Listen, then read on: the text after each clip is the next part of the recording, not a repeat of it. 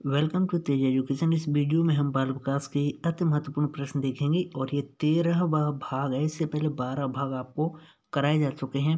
सभी प्रश्न पिछली टेट परीक्षाओं में पूछे जा चुके हैं और आगे भी ये बार बार रिपीट होते रहेंगे। मित्रों, काफ़ी कठिन प्रश्न है, मुश्किल प्रश्न है। या तो आप जाने दीजिएगा या फिर जान लगा दीजिएगा। अगर बिल्कुल सीरियस हैं आप अपनी तैयारी को लेकर तो आइए शुरू करते हैं। सबसे पहला प्रश्न है कि अंतर्दृष्टि सिद्धांत के प्रतिपादक कौन थे।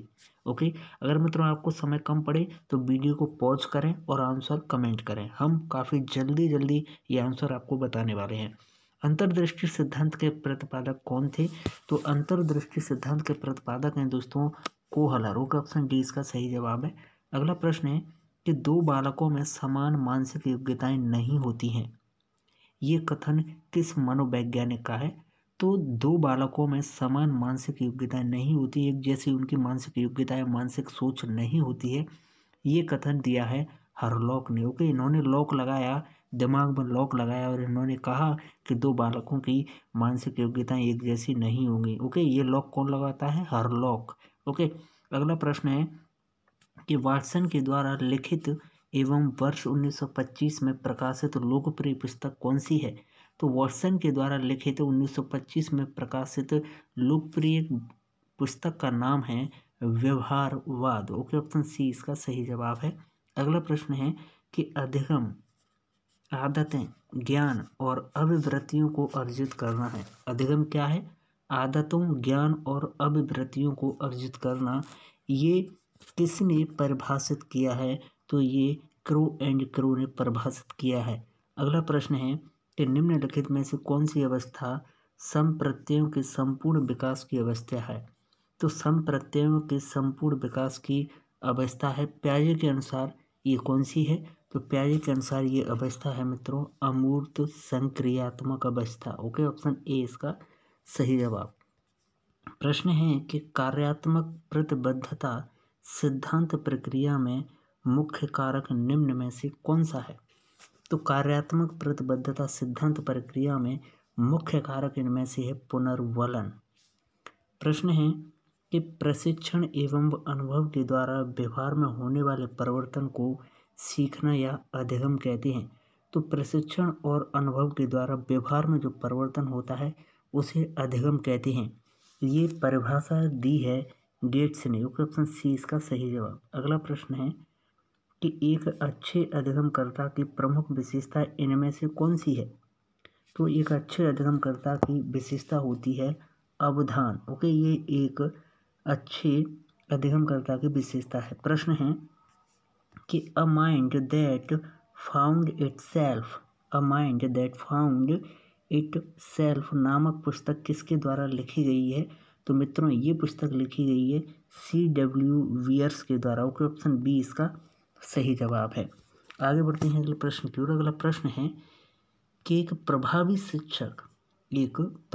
शिक्षक अपने अधिगमकर्ताओं को सामूहिक क्रियाओं में सम्मिलित करते हैं क्योंकि इसने सीखना सुगम बनाने के लिए अतिरिक्त यह विकास करता है किसका? तो ये सीखने के अतिरिक्त समाजीकरण का विकास करता है। प्रश्न है अगला कि प्याजे का सिद्धांत किसके अवलोकन पर आधारित है? तो प्याजे का सिद्धांत मित्रों किसके अवलोकन पर आधारित है? प्याजे का सिद्धांत अपने बालक के अवलोकन पर आधारित है। ओके, अगला प्रश्न है अधिगम सर्वोत्तम होगा जब। अधिगम सर्वोत्तम कब होगा?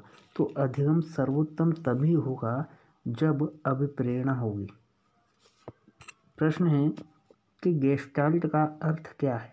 तो गेस्टाल्ट का अर्थ है पूर्णाकार। Okay, option A. अगला प्रश्न है कि फ एवं व, म एवं न अक्षरों की ध्वनियों में अंतर न कर पाना अधिगम की समस्या संबंधित है किससे? तो ये अधिगम की समस्या संबंधित है अवधान केंद्रण की। ओके, ऑप्शन ए इसका सही जवाब। प्रश्न है एक शिक्षिका अपने शिक्षार्थियों की सदैव इस रूप में सहायता करती है कि वे एक विषय क्षेत्र से प्राप्त ज्ञान को दूसरे विषय क्षेत्र के ज्ञान के साथ जोड़ सकें। इससे किसको बढ़ावा मिलता है? तो इससे ज्ञान के सह संबंध और अंतरण को बढ़ावा मिलता है। अगला प्रश्न है कि निम्न में से कौन सा उदाहरण अधिगम को प्रदर्शित करता है? निम्न में से कौन सा उदाहरण है जो अधिगम को प्रदर्शित करता है? तो इसका सही जवाब है ऑप्शन ए कि हाथ जोड़कर अध्यापक का अभिवादन करना, ये उदाहरण अधिगम को प्रदर्शित करता है। प्रश्न है कि सकारात्मक दंड का निम्नलिखित में से कौन सा उदाहरण है? तो सकारात्मक दंड का इनमें से उदाहरण है मित्रों के द्वारा उपहास, यह सकारात्मक दंड का उदाहरण है। प्रश्न है कि पियाजे के अनुसार विकास की पहली अवस्था जन्म से 2 वर्ष की आयु के दौरान बच्चा सबसे बेहतर सीखता है, किसके द्वारा? तो बच्चा सबसे बेहतर सीखता है इंद्रियों के द्वारा। अगला प्रश्न है कि बच्चे दुनिया के बारे में अपनी समझ का सृजन करते हैं, इसका श्रेय किसको जाता है? तो बच्चे दुनिया के बारे में अपनी समझ का सृजन करते हैं, इसका श्रेय जाता है पियाजे को। ऑप्शन बी इसका सही जवाब। अगला प्रश्न है कि बच्चों के संज्ञानात्मक विकास को सबसे अच्छे तरीके से कहाँ परिभाषित किया जा सकता है? तो बच्चों के संज्ञानात्मक विकास को सबसे अच्छे तरीके से परिभाषित किया जा सकता है विद्यालय और कक्षा में। अगला प्रश्न है कि सीखने का वह सिद्धांत जो पूर्ण रूप से और केवल अवलोकनीय व्यवहार पर आधारित है, सीखने के कौन से सिद्धांत से संबद्ध है? तो यह सीखने के व्यवहारवादी सिद्धांत से संबद्ध है। अगला प्रश्न है कि बालक की सोच अमूर्तता की अपेक्षा मूर्त अनुभवों और प्रत्ययों से होती है, ये अवस्था कौन सी है? तो ये अवस्था होती है 7 से 12 वर्ष तक। ओके, 7 से 12 वर्ष तक। तो मित्रों इस वीडियो के सभी महत्वपूर्ण प्रश्न समाप्त होते हैं।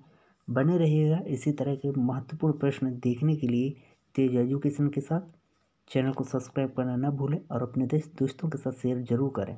और हमारे चैनल पर हर सब्जेक्ट की आपको प्लेलिस्ट उपलब्ध हो जाएंगी। आपका स्कोर क्या रहा है इस वीडियो का, कमेंट जरूर करें। कितने प्रश्न आपके गलत रहे